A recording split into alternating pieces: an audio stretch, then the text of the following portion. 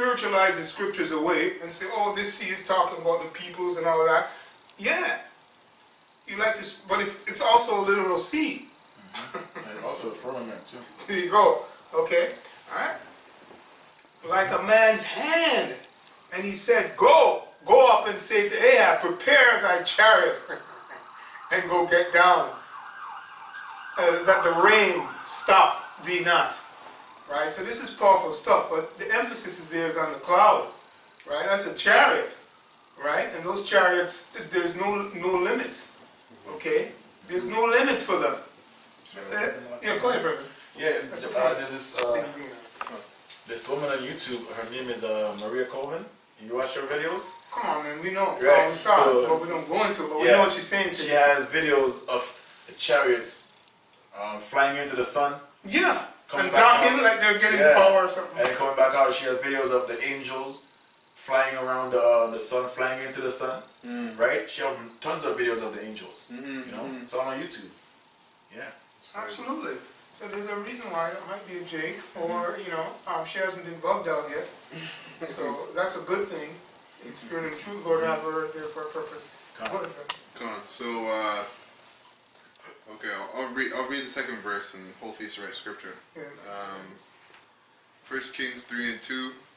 Only the people sacrificed in high places because there was no house built unto the name of the Lord Yahweh until those days. And Solomon loved the Lord Yahweh, walked in the statutes of David his father. Only he sacrificed a burnt incense in high places. So, hey, what did that show about Solomon? Watch my hand. 1, 2, 3.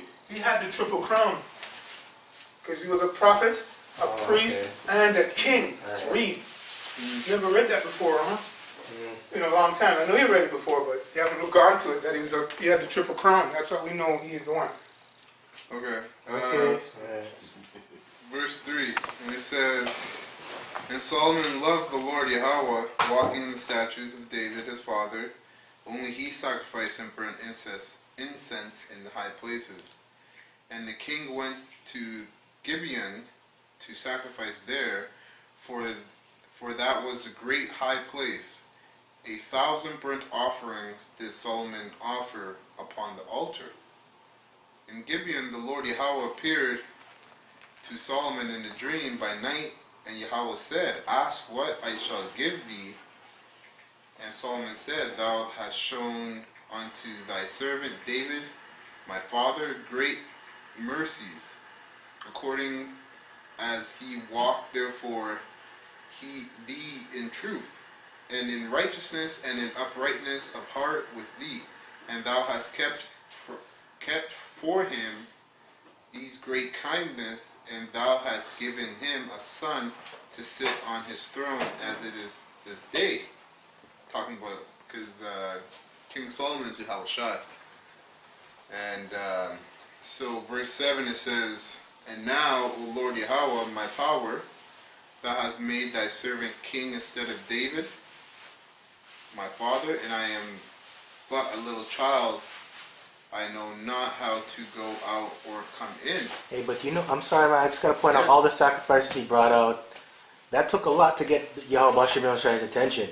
And not the average person couldn't do that when you think about it. But it reminds you of the scripture. It says, put your body as a living sacrifice. Yeah, give your body as a living sacrifice. That's right. You know, like getting the Lord's attention doesn't come cheap. Like people think the Lord will just hear you or hear anybody. But the thing is, you got to put a lot out to get the Lord's attention, you know. Right. It's quid pro quo, they call it. It's where you get what you give. What you put in, right? You get what you put in. Verse 12. Or hold on. Was that it on the sacrifice? Or did, where I read it, it talked about how he offered the sacrifice, and spiritual powers was displayed as a testimony with what, in relation to what Gabar says. It's not an ordinary thing, because it said that in the reading also that he loved the Lord, and that's what this is going through. It's showing you his dedication. He was very diligent. He was a prophet, priest, and a king. You know, Maybe this precept. A lot of work. yeah. A lot of work. Right, but the Chronicles and the First and Second King and the Judges show you the work of Solomon. It will blow your mind. Actually, read the First Chronicles. I was reading it. I couldn't believe what I was hearing. I couldn't believe it. It was just cutting me in. You know, wow. This is what the men of the Lord is going to go through. That's right. This is 1 Kings 3:15. And Solomon awoke, and behold, it was a dream. And he came to Jerusalem and stood before the ark of the covenant of the Lord Yahweh and offered up burnt offerings and offered peace offerings and made a feast unto all his servants. I don't know if that was the exact one. No, that's not it. Okay. This one was a demonstration, so the whole world can see that the Lord was working with him. That's what I was looking for. But I'm going to put it up on the chat when I go home about that when I watch the videos again, Lord willing.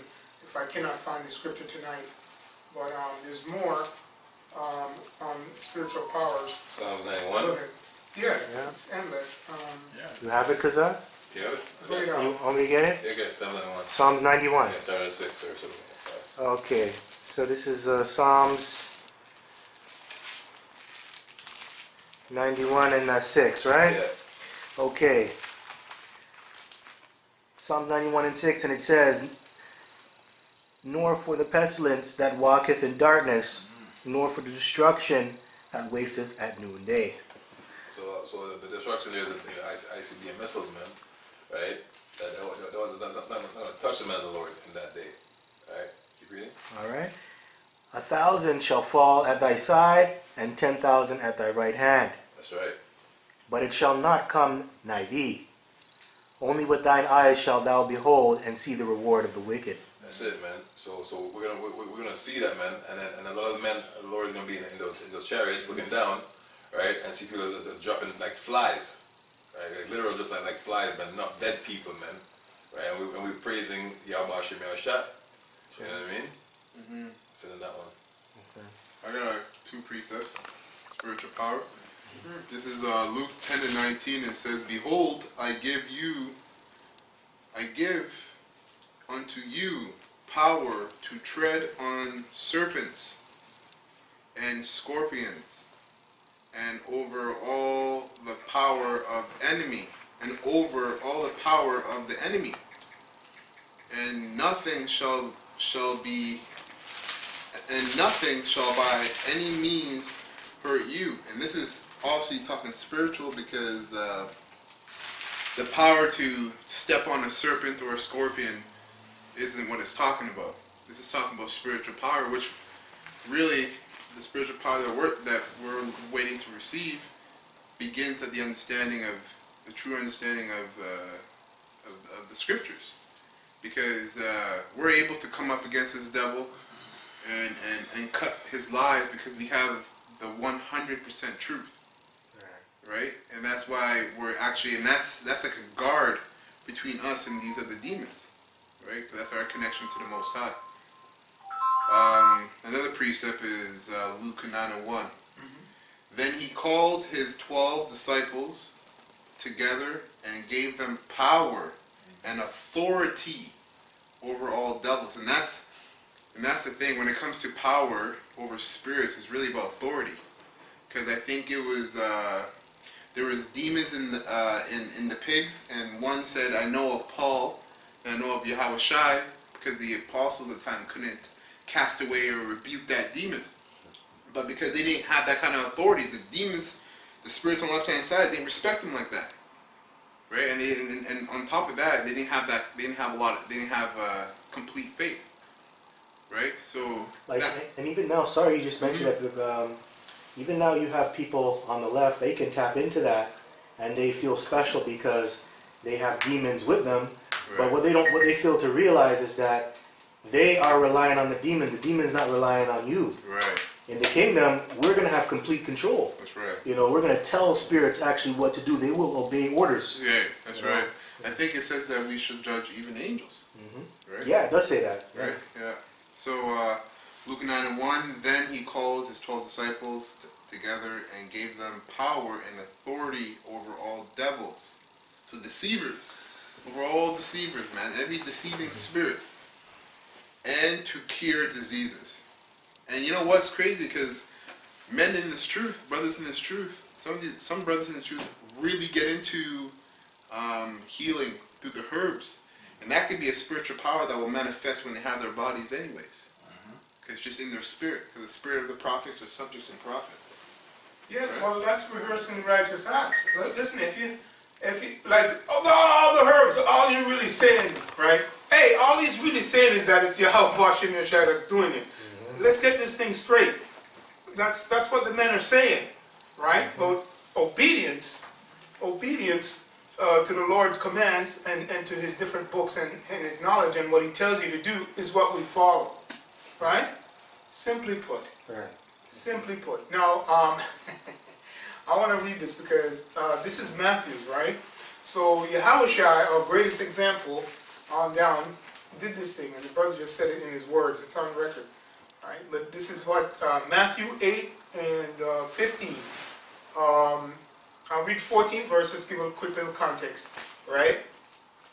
Because he brought it up, and in a different way, spiritual powers in a different way, right? Which is up the same. It says, and when Yahushua was come to Peter's house, he saw his wife's mother, and his wife's mother laid and sick of a fever. And he touched her hand and said, here's a pill, baby. Is that what he did? Hey, or a vaccine. Is that what he did? No. Huh? No. So let me read it again. And he touched her hand, right? And the fever left her. And she rose and ministered unto him. Right? It was because of her faith. Right? And the power, the energy. Right? So, hey, we mentioned all of this.